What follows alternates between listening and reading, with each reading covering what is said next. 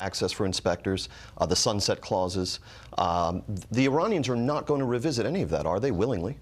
Well, they have to revisit it, because otherwise what you do is you just give the Iranians the opportunity to develop a nuclear capability. Their programs can advance, and then they can go to industrial scale enrichment of uranium within a very short period of time, and then bridge into a weapon. And that is just an unacceptable risk to the world. Isn't that precisely what they can do if you walk away from the deal? Well, the president's not walking away from the deal yet. So if he sees some real change, if he sees the ability of the Congress within U.S. law to address some of these problems associated with the deal. So this, in our legislation, the domestic law about the deal was really flawed, because it was really just about us reporting to each other.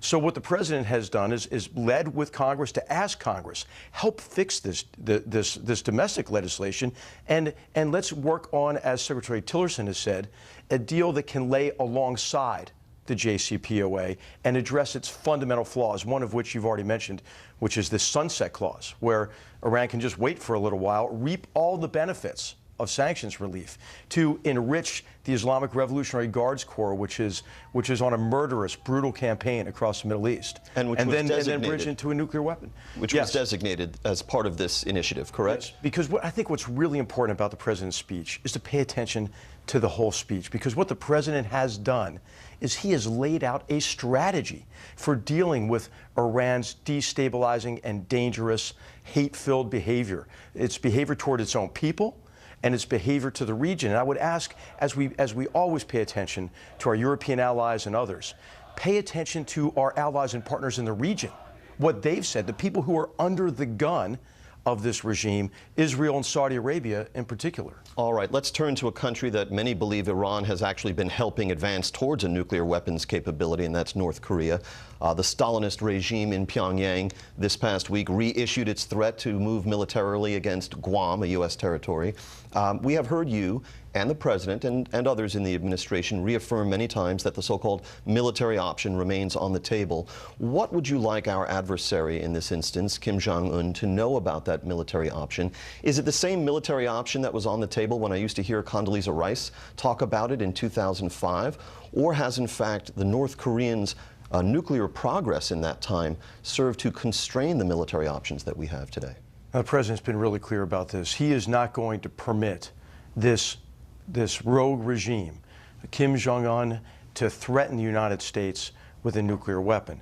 And so he is going to do anything necessary to prevent that from happening. And what Kim Jong-un should recognize is that if he thinks the development of this nuclear capability is keeping him safer, it's actually the opposite. It's having the opposite effect. What about the military options? Are they the same ones we had in 2005? Well, they're under constant refinement. So we have a broad range of new capabilities coming into our armed forces, thanks to the president's focus on modernizing the armed forces, addressing what had been a bow wave of deferred military modernization. So our military is getting stronger and stronger, and our military leaders are refining, improving plans every day, plans that we hope we don't have to use, but we must be ready. We have to be ready. And so all of our armed forces are getting to really a high degree of readiness for this mission if it's necessary. This tweet by President Trump instantly became one of his most memorable. It was posted just after 11 p.m. on the night of September 23rd, and it read, and I quote, "Just heard Foreign Minister of North Korea speak at UN. If he echoes thoughts of Little Rocket Man, they won't be around much longer." General, did you receive advance warning that that tweet was going to go out? Well, the president doesn't have to clear anything with me, but what the president's tweet is very consistent with his policy.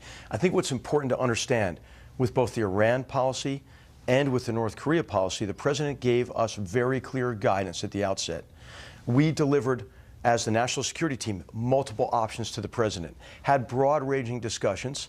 The president has made decisions on very coherent, well laid out strategies, and that's what we're executing now. I want to ask about the tweet, though. Do you and the president proceed from a shared view that the public denigration of another head of state, an attempt at publicly humiliating an adversary on the world stage with a derisive term like Little Rocket Man, that can have some positive strategic impact? I think what the real danger is in terms of communicating with Kim Jong-un is that if he doesn't understand how serious we are about his behavior and the behavior of the regime.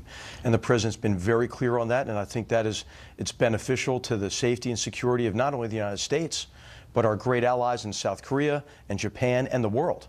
All right, we just have about a minute left. I want to ask about your 1997 book, Dereliction of Duty, Johnson, McNamara, the Joint Chiefs of Staff and the Lies That Led to Vietnam. I was a big admirer of the book. It's a deep archival study of how the Joint Chiefs were systematically excluded from policymaking in the process that gave us the quagmire in Vietnam. You wrote at that time, those who questioned the direction of LBJ's policy were excluded from future deliberations on Vietnam. The president got the military advice he wanted. So, having made wartime dysfunction on the National Security Council your area of academic study, how do you apply the lessons you learned about the process in the Vietnam era to the running of the National Security Council today?